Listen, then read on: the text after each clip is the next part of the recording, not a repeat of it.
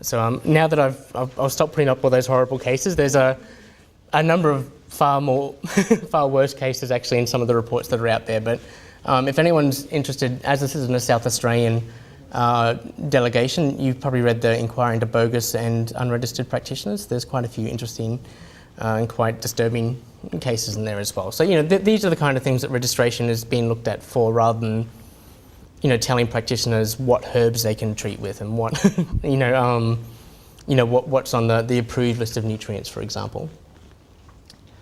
The other thing just to bear in mind is that most national boards, including those on the national registration, do have transitional arrangements.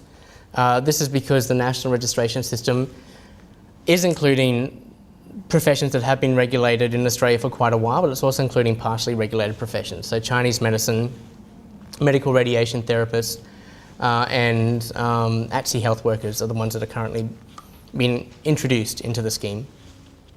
So the legislation actually has transitional arrangements built into the legislation, and what this means is that any person who is the term is recognised member of the profession, so that's something through these consultation sessions that we actually want to find out what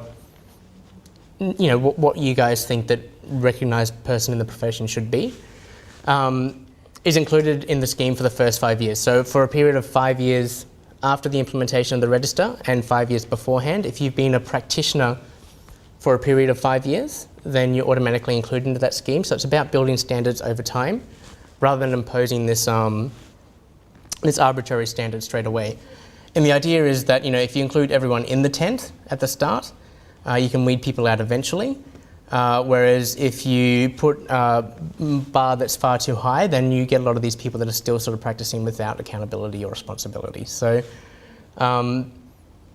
colleges will also be given a sunset clause, so existing programs can gain provisional education for the first 5 years, but must implement the new standards that are developed by the committees after that. So implementation means when Aronah starts taking on members, which we are hoping will be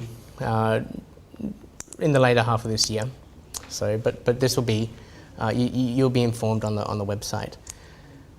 So even if the grandparent provisions are something that are actually well accounted for in the national registration legislation, and to be honest, I actually think they're probably a little bit more generous than they would have been if the profession had actually developed them themselves. So it's clause 370 if anyone's interested in actually having a look in that. So there's an awful lot of information on the Aronah site, including links to the legislation, including the actual aspects of the legislation, and in fact the Constitution actually refers back to the specific clauses that it's actually based on. So if you want to see, and compare and make sure that we haven't made up that we're that we're copying, we have actually referred back to the original clauses in the Constitution as well. So there are no evidence-based. This is actually in the wrong. I'm making all sorts of mistakes in the mistakes breach, but there are no evidence-based medicine requirements in the actual legislation. Practitioners are free to use all treatments as long as they do not harm the patient. Most boards do have a clause that says practitioners should practice within the evidence of their profession. Again, this is determined by the profession. So for example, in Chinese medicine, it would be based not just on modern scientific research, but on literature from the classics, for example. So what this means is that if someone practices a therapy that is completely removed from anything that any other naturopaths do and do harm the patient, and a complaint goes through the process, eventually a tribunal of peers, so other practitioners, will actually determine whether that's actually an appropriate treatment for a naturopath to do. So it's not outsiders, I guess, deciding what is naturopathy and what's not, or if it's in the herbal medicine section, what is herbal medicine and what's not. It's actually people within the profession. So this does sort of offer protection against some of the more outlandish treatments, but it certainly is not as restrictive as a lot of people do think. And again, mistakes can and do happen without fault. So this is the actual transitional arrangement. So I don't know if you can actually sort of see what we're trying to do here, but the standards become mandatory after 5 years. Before then, it's sort of a catch-all clause, trying to get everyone in there, getting people prepared for the actual act of registration. There are a few things that naturopaths probably do need to, naturopaths and herbalists, sorry, do need to prepare for. Note-taking in naturopathic medicine and herbal medicine is probably something that could do with a little bit of improvement. So not taking good clinical notes is actually a breach of professional conduct.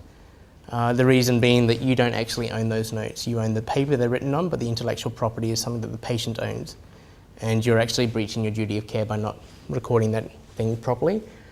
The other thing, of course, is that if you actually do get taken, if any claims do get made against you, those notes are the only evidence that support you. So if you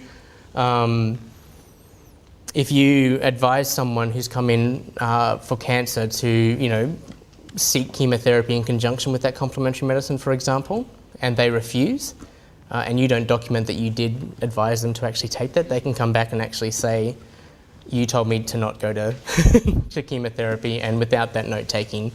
I used to be a nurse, and when I was a nurse, the axiom was if it's not written down, it didn't happen. So, those sorts of things are things I think that the profession probably needs to prepare for. There are some advertising restrictions, so the use of testimonials, for example, is something that isn't allowed under the legislation, and so therefore will be something that will be phased out in Aronah as well. So, although there are very few other advertising restrictions, so the only advertising restrictions I can think of off the top of my head are no misleading advertising, so anything that's misleading or can be construed as misleading, claims of cure, that sort of thing.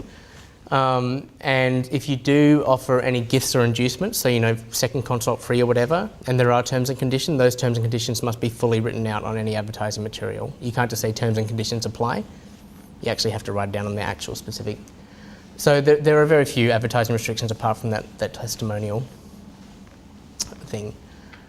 The professional standards, so one of the reasons we're here today is to develop these professional standards. So Aronah can't actually develop a register without setting these standards in place in the first time, and that's why this consultation session is so important.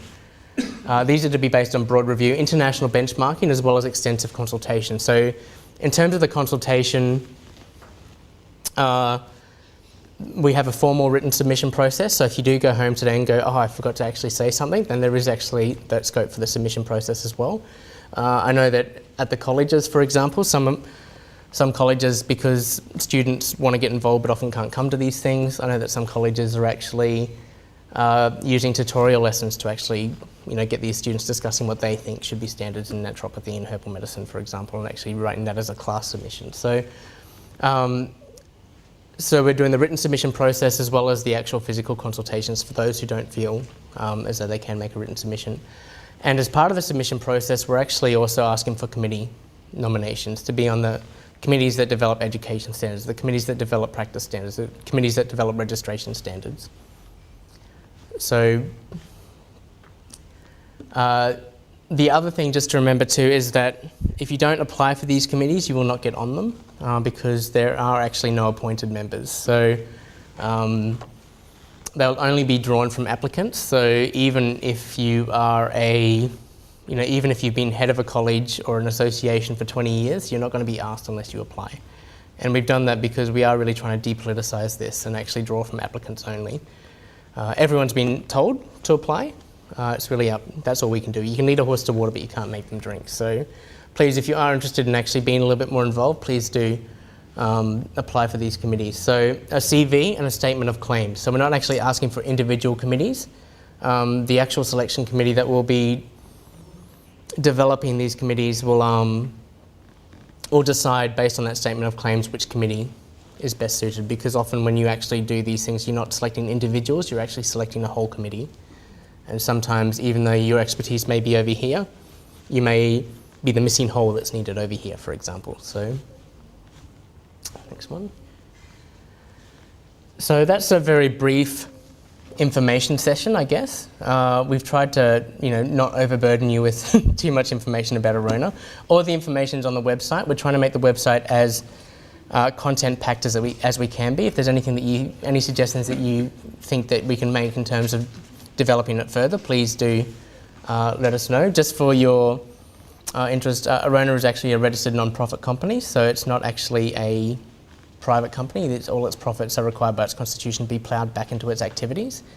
If it does wind up, like most non-profit companies, it has a non-profit clause which requires any money that's left over, for example, to go to a institution that does the same thing. So if, for example, statutory registration does come in and Aronah is not needed as an independent self-regulator, then we assume that probably the money will be passed on to the regulator to develop those standards. So it's certainly not a profit-making entity, and we don't expect it to make a lot of profit. So we've got the ACN details and all that kind of stuff on the web as well.